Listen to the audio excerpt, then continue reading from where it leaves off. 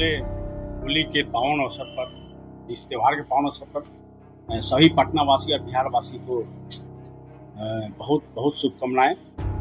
मेरा ये संदेश है कि सभी सुरक्षित होली मनाएं और अपने सुरक्षित रहें, अपने परिवार को सुरक्षित रखें।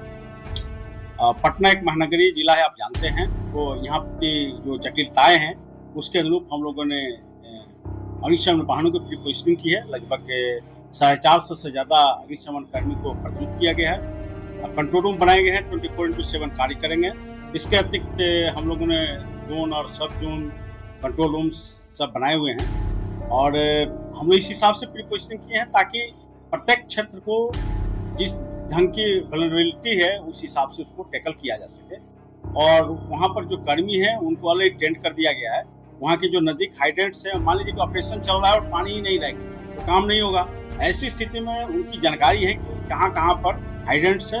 एक गाड़ी डोज कर रही है तो दूसरी गाड़ी अपना काम कर रही है। इस तरह के सारे काम लगातार चलते रहेंगे और हम लोगों ने इसको काफ़ी वर्कआउट किया है, काफ़ी एक्सरसाइज किया है और मुझे आशा है कि बहुत सुरक्षित होली हम लोग निकालेंगे पटना का और पटना के लोगों को बिल्कुल सुरक्षित रखेंगे।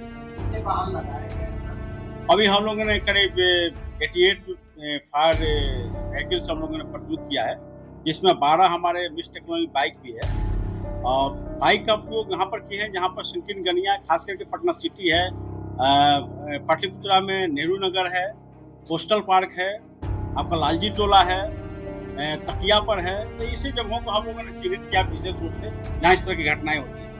दूसरे वाटर पाइप जो लगाया है उन स्थलों को चिन्हित करके जहाँ पर झुग्गी झोपड़ी है, जहाँ पर थोड़ी सी असावधानी से घटनाएं घट जाती है और वहाँ पर हम लोग को रिएक्शन टाइम बहुत नहीं मिल पाता है।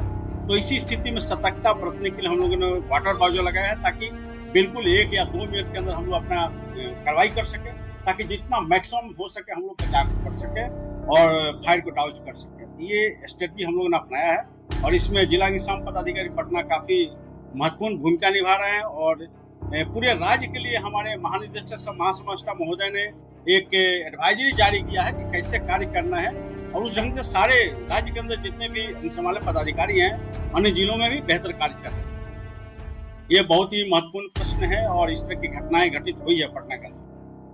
हम लोगों ने पहले से इसकी तैयारी कर रखा था और जितने भी ये अंचल हैं विद्युत विभाग के, उसके एग्जीक्यूटिव इंजीनियर्स को सारे को पत्र दिया गया है। उनके जो जेई हैं उनके साथ जो अग्निशमन पदाधिकारी हैं उन समन्वय स्थापित करके इस पर कार्रवाई कर रहे हैं। पिछले दिनों पत्रकार बंधु और मीडिया के लोग जैसे आप भी थे, उसमें जो लटकते झूलते तारों का हम लोगों ने ठीक करवाया था, तो इस बार भी इन लोगों ने काफी सब चीजें की है। दूसरा, हमारे महासमाष्टा महोदय ने ऊर्जा विभाग को एक पत्र लिखा है ताकि उनके स्तर से भी पूरे राज्य के अंदर गाइडलाइंस जाए और पूरे राज्य के अंदर गाइडलाइंस भेजी गई है। उस हिसाब से पूरे राज्य के अंदर ही कार्रवाई चल रही है, आइदर वो रिमोट एरिया हो या शहरी क्षेत्र, हर जगह सतर्क होकर कार्य किया जा रहा है। हम लोगों ने अस्थायी कंट्रोल रूम बनाया है जहाँ पर इस तरह के पैकेट्स है और बेहतर सवाल आपने किया। पटना में इस तरह के बहुत सारे वैल्यूएबल प्लेस हैं, जैसा कि मैं आपको बता रहा हूँ, और ये वहाँ पर जाने के लिए हम लोग का लक्ष्य यही है कि 2 मिनट के अंदर हम लोग वहाँ पर पहुँच जाए। इसके लिए चलंत दस्ता भी हम लोगों ने बनाया है। तो चलंत दस्ता क्या हुआ कि अपने क्षेत्र में थोड़ा मोबाइल भी रहेगा और एक जहाँ पर अस्थायी कंट्रोल रूम है वहाँ से इस हिसाब से किया गया कि 1 किलोमीटर के अंदर एरिया को पूरा कवर किया जा सके। तो हम लोग एक तरह से scientific management of work distribution हम लोगों ने किया है ताकि अन्य पिछले जो वर्ष की जो अनुभव था हम लोग का, इस वर्ष हम लोग और बेहतर कार्य करने के लिए हम लोगों ने इसको साइंटिफिक मैनेजमेंट किया है।